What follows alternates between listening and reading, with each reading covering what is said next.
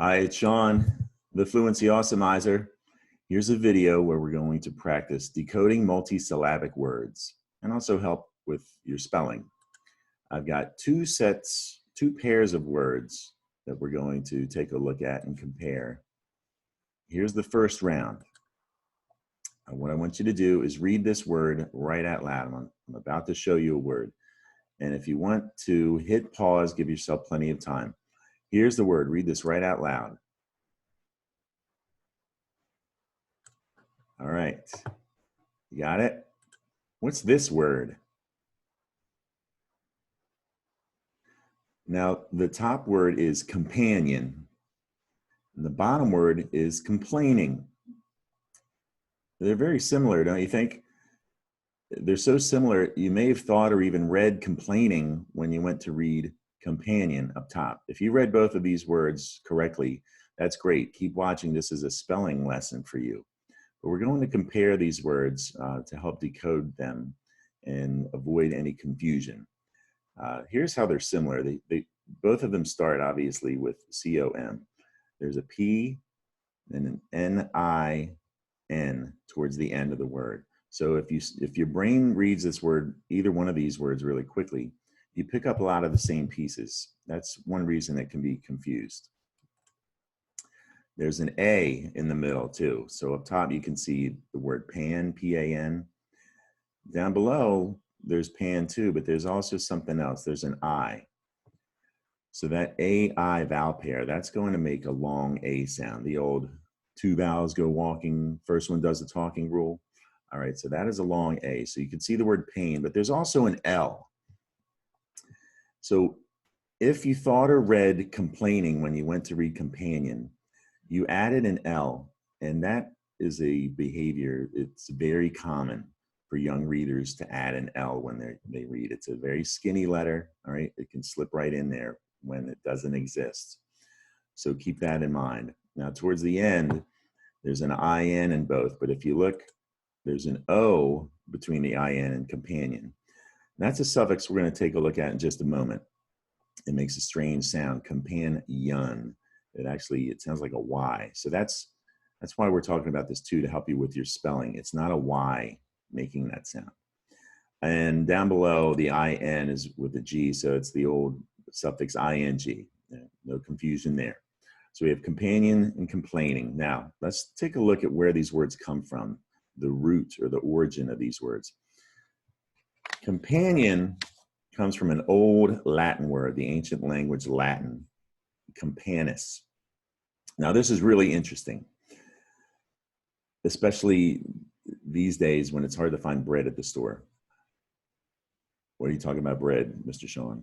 Well, com means together or with in Old Latin. Panis is the Latin word for bread. So companion literally means having bread together. Isn't it kind of cool?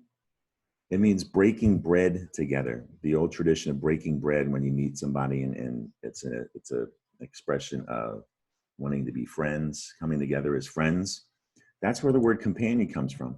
And in French, compagnon turned into the word compagnon. Compagnon.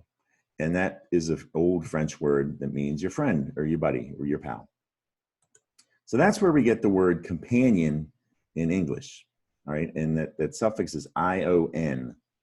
All right, we get that from the French language. So you want to take a look at ION. Now, as far as where complaining comes from, complaining also comes from an old Latin word, complangere. I think it's pronounced complangere. I'm no Latin expert. Complangere. Now, this is even better than where companion comes from. We know what complaining means, right? We're doing a lot of complaining these days. But complangere is the old Latin word for beating your chest. I don't like this. What do you mean I have to do school? I want to play video games.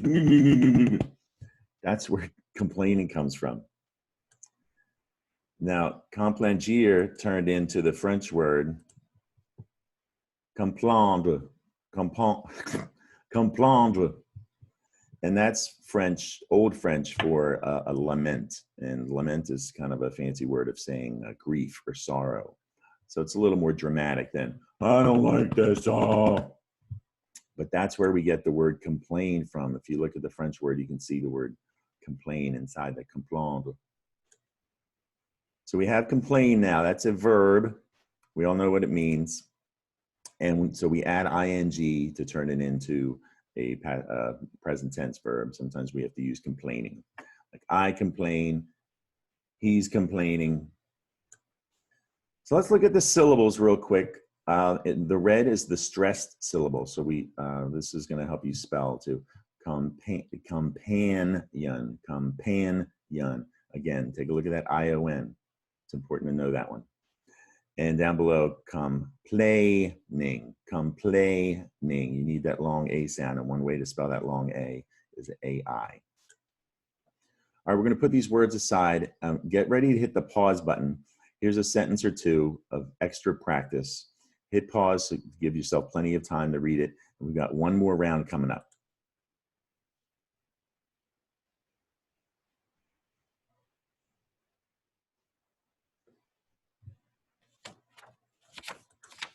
All right, let's go to round two. Just like before, I'm about to show you a word. Read this right out loud. All right, you got it? What's this word? The top word is defeated. Down below is deflated.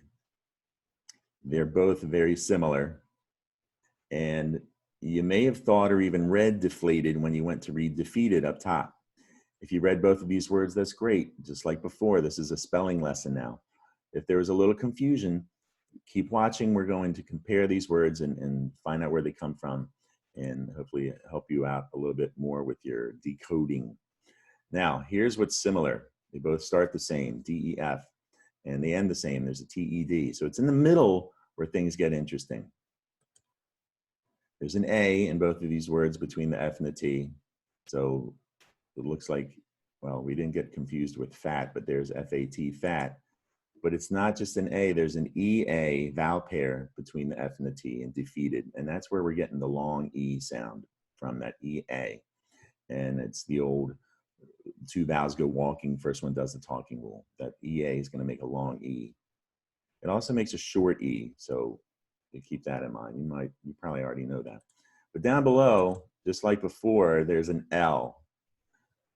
So this show is about adding an L where an L doesn't exist. And it's something that a lot of young readers do. So take a good look at that L. It's in red so you can see it. Also, it's not just flat. The part of the root of deflated has a silent E, so that you can see the word eight down there. So there's the syllable feet up top and flate down below. Now, where these words come from, the root word of defeated is an old Latin word, diffacere. Looks like diffacere, and it means destroy, to destroy. So if you think about defeated, it's similar to destroying, to be destroyed. Now, from Latin, it turned into a French word, défait.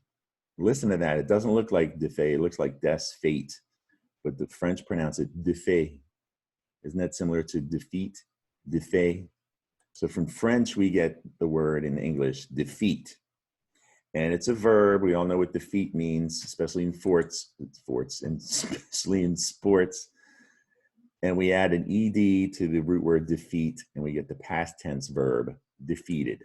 Now, deflated comes from the old Latin word deflare. And deflare means, or meant in Latin, it still means, if anyone's out there speaking Latin, it means to blow away.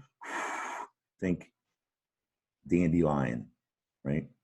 And from the Latin word deflare, we get the word deflate, right? So we use deflate in English, and it's comes from the word inflate. It's the opposite of inflate. Think of a balloon. And deflate is the opposite of that.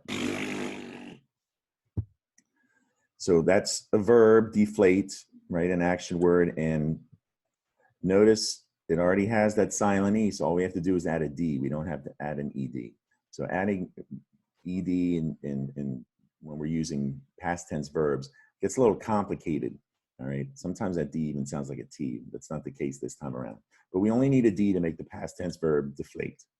A quick look at the syllables, and we're all done for today. In red is the stressed syllable, defeated. Right? That's what you hear when you say it slowly, defeated and deflated. All right, that's it for today. Subscribe to my YouTube channel for more videos just like this. I'm going to post them every school day, all right? And also there's mom and dad, there's a lot of reading exercises at my Facebook page. If you go to my photos or scroll down my stream, there's even more. There's over 200 actually reading exercises similar to this. All right, I'll see you next time right here at the Fluency Awesomizer.